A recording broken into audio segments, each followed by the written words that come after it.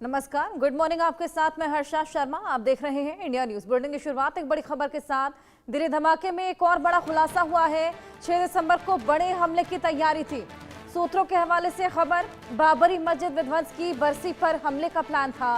फरीदाबाद में पकड़े गए 8 संदिग्धों ने खुलासा किया है। पूछताछ में संदिग्धों ने पूरा प्लान भी उगल लिया है। देश की राजधानी दिल्ली में लाल किले के पास हुए कार बम ब्लास्ट की जांच जैसे जैसे आगे बढ़ रही है, नए नए खुलासे हो रहे हैं। ताजा खुलासा ये हुआ कि कार चालक संदिग्ध आतंकी डॉक्टर उमर नबी 6 दिसंबर यानी कि बाबरी मस्जिद विध्वंस की बरसी पर एक बड़े हमले की योजना बना रहा था। उसका मकसद दिल्ली को दहलाकर सख्त संदेश देना था। सूत्रों के मुताबिक फरीदाबाद में पकड़े गए 8 संदिग्धों से पूछताछ के दौरान ये खुलासा हुआ है। ये लोग एक ऐसे सफेद पोश आतंकी मॉड्यूल का हिस्सा थे जिसके तार कश्मीर, हरियाणा, यूपी तक फैले थे। इसका संबंध पाकिस्तानी आतंकी संगठन जैश-ए मोहम्मद से बताया जा रहा है। गिरफ्तार आरोपियों से पूछताछ के बाद साजिश सामने आई है। कश्मीर के पुलवामा जिले का रहने वाला 28 वर्षीय डॉक्टर उमर नबी 10 नवंबर को लाल किले के पास विस्फोटकों से भरी i-20 कार चला रहा था। इस धमाके में उसकी भी मौत हो गई है। जांच में ये सामने आया कि उमर नबी इस मॉड्यूल का एक अहम सदस्य था जिसने आतंकी वारदात की साजिश रची। तो दिल्ली धमाके को लेकर ये तमाम बड़े खुलासे निकलकर सामने आ रहे हैं। 6 दिसंबर को एक बेहद बड़े आतंकी प्लान यहां पर बना रखा था। बड़े हमले की तैयारी थी। बाबरी मस्जिद विध्वंस की बरसी पर यह हमले का प्लान। आइए और जानकारी इसको लेकर लें। अजय जांड्याल हमारे सहयोगी जुड़ गए हैं। अजय, धीरे धीरे जैसे जैसे परत दर परत खुल रही है, तमाम खुलासे निकलकर सामने आ रहे हैं। बाबरी मस्जिद विध्वंस वाली डेट को चुना गया था एक बेहद बड़े आतंकी हमले को अंजाम देने के लिए। देखिए, बिल्कुल पहले से आशंका जताई जा रही थी जब फरीदाबाद में इस पूरे गिरोह का भांडाफोड़ होने लगा था कि कहीं ना कहीं एक बड़े आतंकी हमले को प्लान ये कर रहे थे। यही वजह हो सकती है कि कश्मीर से ये ग्रुप जो है उठा, व्हाइट कलर टेररिस्ट जो थे, ये कश्मीर से पहुंचे हैं दिल्ली और उसके बाद कुछ हरियाणा में फैल गए, कुछ उत्तर प्रदेश में ऑपरेट कर रहे थे, कुछ जो है यहाँ पर दिल्ली में घूम रहे थे। तो ऐसे में कहीं ना कहीं इस चीज की आशंका तभी से सुरक्षा बलों को हो गई थी। जो सूत्र बता रहे हैं उसके मुताबिक 6 तारीख को इन्होंने 6 दिसंबर को इस हमले को अंजाम देना था, इसलिए उस कार में विस्फोटक जो है वो लगा कर रख लिया गया था। और इसी वजह से इसको अभी पूरे तरीके से तैयार नहीं किया गया था, क्योंकि उन्हें 6 तारीख तक उन्हें पता था कि अगर इस पे हम पूरी तरह से तैयार करेंगे तो अगर ये पकड़ा जाएगा तो किसी को भी शक हो सकता है, क्योंकि अगर इसमें एक्सप्लोजिव या फिर छर्रे लगा दिए जाते हैं तो यकीनन फिर कहीं भी इनको ट्रैप किया जा सकता था, ये ट्रेस हो सकते थे। तो ऐसे में ये अमोनियम नाइट्रेट्स से बनाया जो विस्फोटक था जिसमें डेटोनेटर्स लगे हुए थे, उसको इन्होंने तैयार कर लिया था। और उसके बाद इस गाड़ी को पहले पार्किंग में रखा गया और उसके बाद इस गाड़ी को जो है अलग अलग लोकेशंस पर ले जाने की तैयारी थी। और इसीलिए उन्होंने कुल 3 गाड़ियों को खरीदा भी था।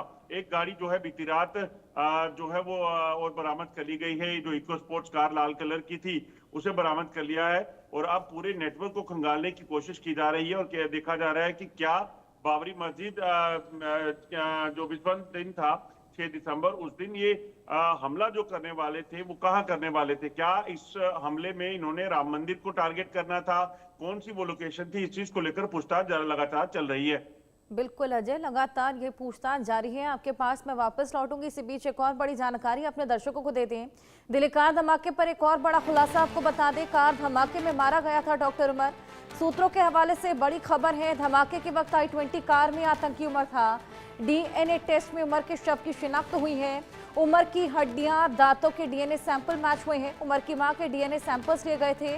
कार में ये शव मिले हैं और कार में मिले हुए शव के सैंपल्स अब मैच हो गए हैं। कार के अंदर से जो तमाम सैंपल्स लिए गए थे उससे ये साफ हो गया है कि वहां पर जो शव के सैंपल्स मिले हैं वो उमर से मैच करते हैं, उमर की मां के डीएनए से मैच करते हैं। ये एक और बेहद बड़ा खुलासा। जिस तरीके से ये बात निकलकर सामने आ रही थी कि घबराहट में इस पूरे एक्सप्लोजन को अंजाम दिया गया और एक्चुअल में ये जो पूरा एक्सप्लोजन है ये 6 तारीख को होना था, लेकिन कहाँ होना था ये अभी साफ नहीं हुआ।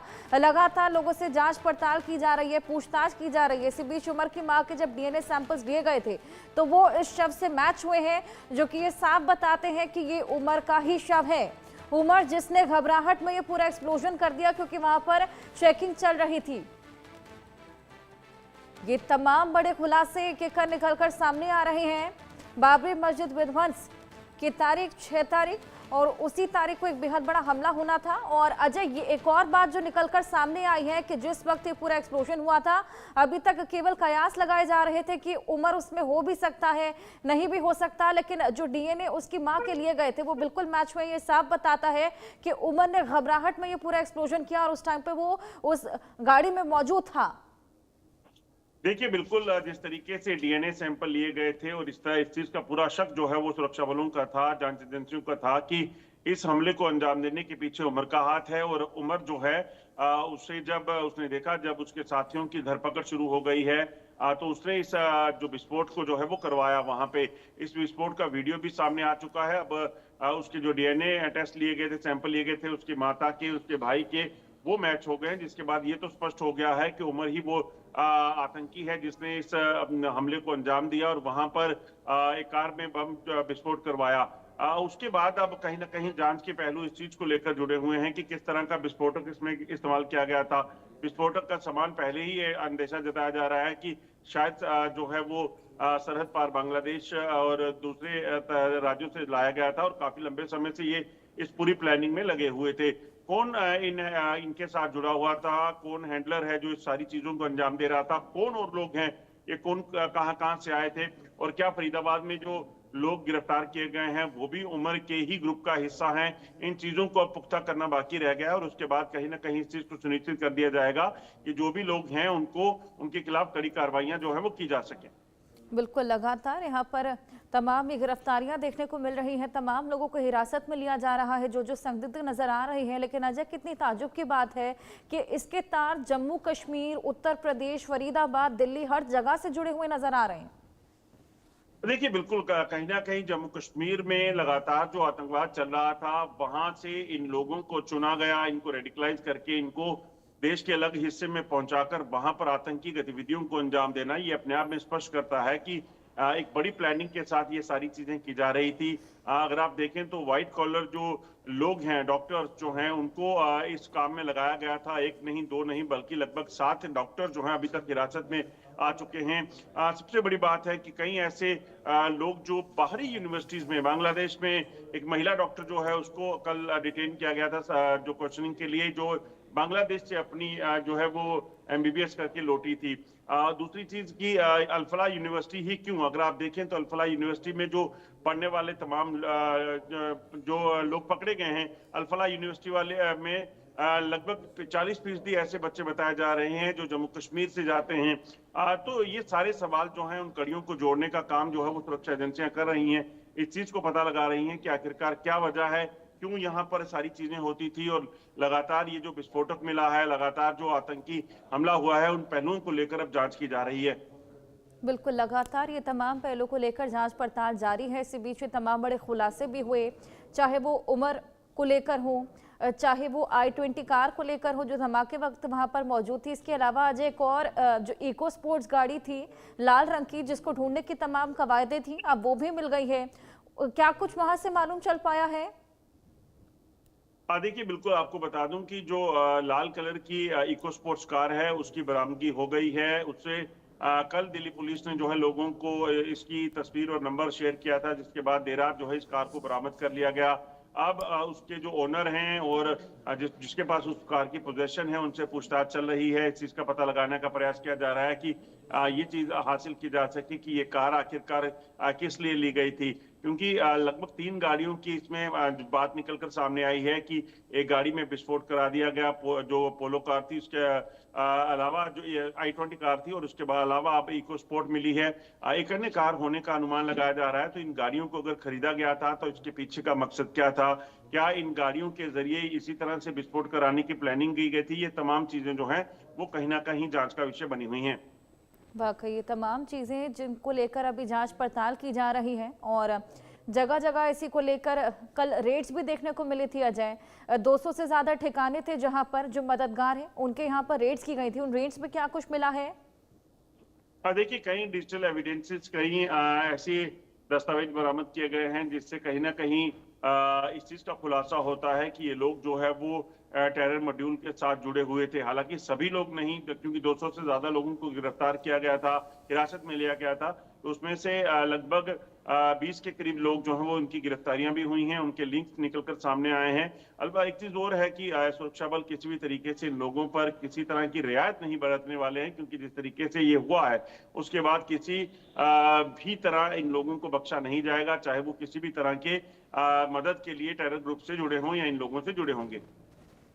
बिल्कुल, लगातार ये तमाम चीज़ें जिनको ध्यान में रखते हुए ये रेड्स की जा रही हैं। अजय, ओवरग्राउंड वर्कर्स या फिर मददगारों को लेकर क्या कुछ किया जा रहा है, क्योंकि वो भी बेहद बड़ा रोल अदा करते हैं इनको मदद मुहैया कराने में, हथियार मुहैया कराने में?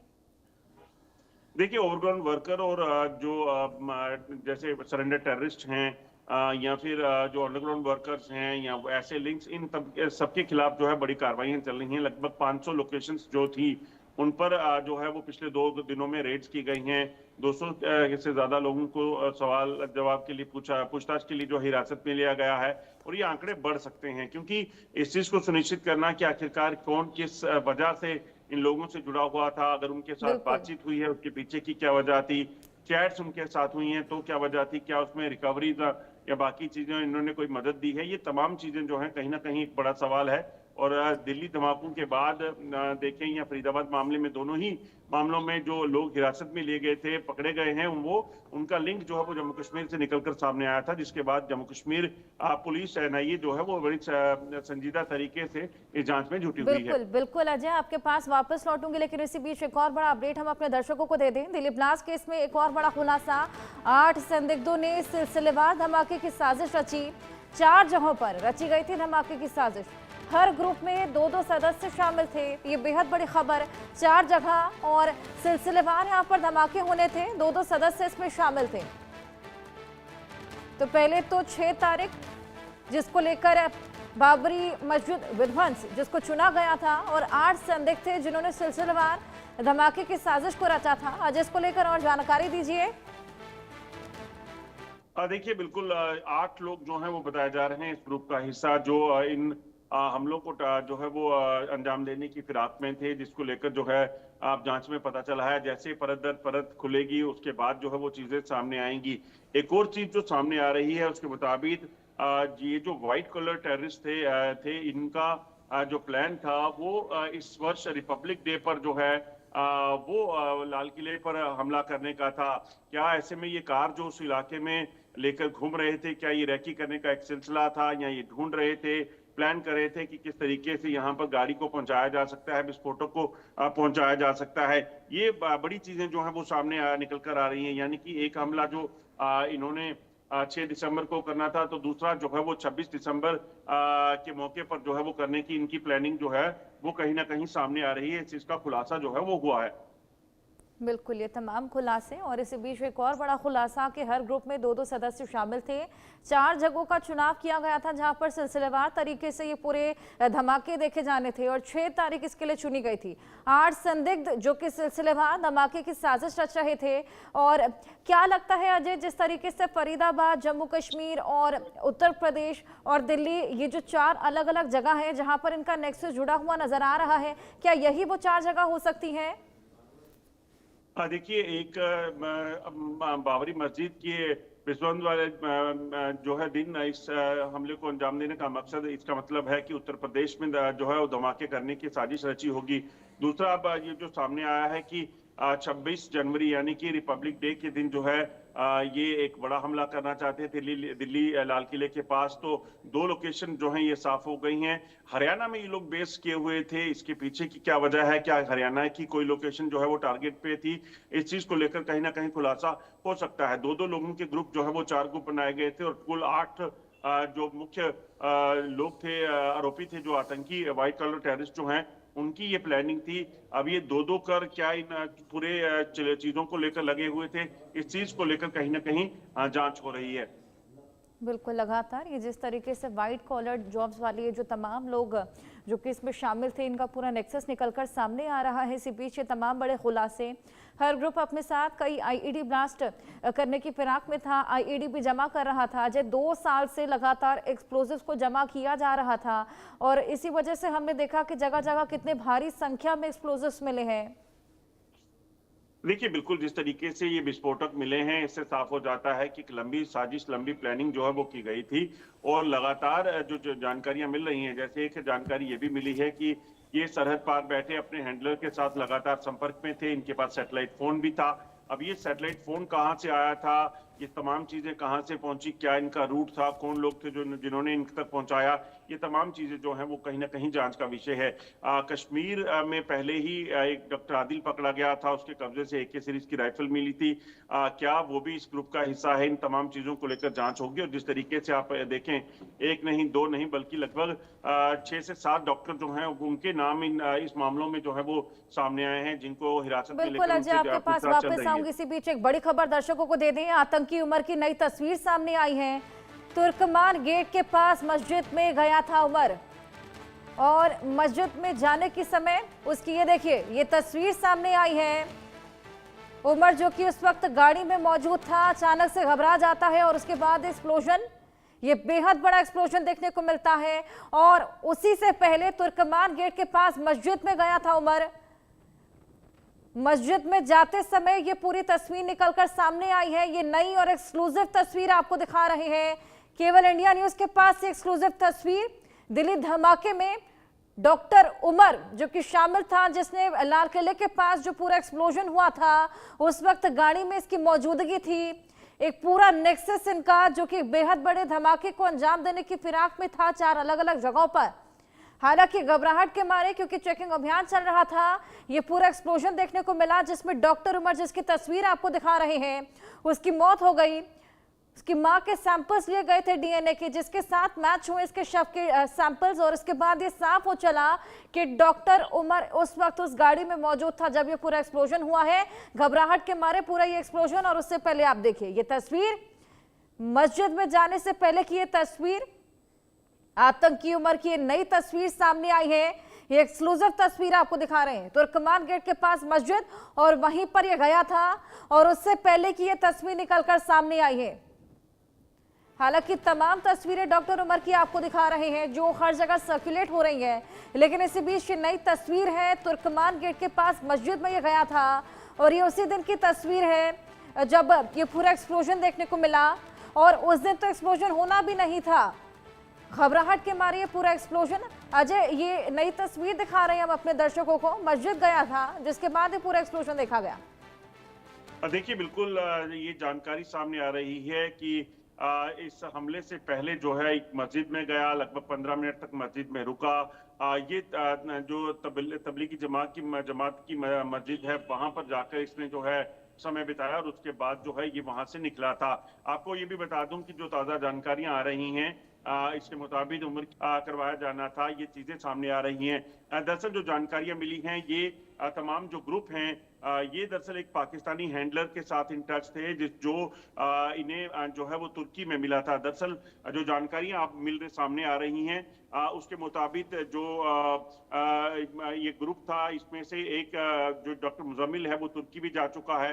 वहां से इनको इंस्ट्रक्शन मिली थी कि आपने भारत में जाकर जो है अलग अलग जगह पर फैल जाना है। आपको ये भी बता दूं कि इन सभी डॉक्टर्स ने 2 ऐसे टेलीग्राम ग्रुप थे जो ज्वाइन किए थे। टेलीग्राम ग्रुप ज्वाइन करने के बाद इन्हें वहां से रेडिकलाइज जो है वो करने का सिलसिला शुरू हुआ। जो जानकारियां मिल रही हैं, जो टेलीग्राम ग्रुप चलाने वाला सिलसिलेवार जो तमाम खुलासे हैं वो निकलकर सामने आ रहे हैं।